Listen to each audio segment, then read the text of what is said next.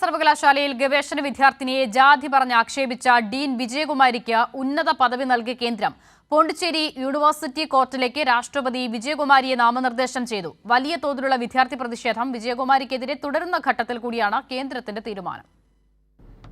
കേരള സർവകലാശാലയിൽ ഗവേഷക വിദ്യാർത്ഥിയായ വിപിൻ വിജയനെ ജാതി പറഞ്ഞ് അധിക്ഷേപിച്ചതിലെ പ്രതിഷേധം തുടരുന്ന ഘട്ടത്തിലാണ് കേന്ദ്ര സർക്കാർ ഡീൻ CN വിജയകുമാരിക്ക് ഉന്നത പദവി നൽകാനുള്ള തീരുമാനം. പോണ്ടിച്ചേരി സർവകലാശാലയുടെ കോർട്ടിലേക്കാണ് രാഷ്ട്രപതി വിജയകുമാരിയെ ശുപാർശ ചെയ്തത്. ഇനി മുതൽ കേന്ദ്ര സർവകലാശാലയിലെ ഉന്നത സമിതിയായ കോർട്ടിൽ വിജയകുമാരി അംഗമാകും. 3 വർഷത്തേക്കാണ് നാമനിർദ്ദേശം ചെയ്തിരിക്കുന്നത്. ഈ കാലയളവിൽ കേരള സർവകലാശാലയിലെ ഡീൻ പദവിയിലും വിജയകുമാരിക്ക് തുടരാമെന്ന് കേന്ദ്രം ഉത്തരവിറക്കി. വിജയകുമാരി ജാത്യധിക്ഷേപം നടത്തി എന്ന പരാതിയുമായി കേരള സർവകലാശാല വൈസ് ചാൻസലറെയും പോലീസിനെയും SC/ST കമ്മീഷനെയും സമീപിച്ച വിപിൻ വിജയൻ തുടർ നടപടി കാത്തിരിക്കുമ്പോഴാണ് കേന്ദ്രത്തിന്റെ തീരുമാനം എന്നതാണ് പ്രസക്തം.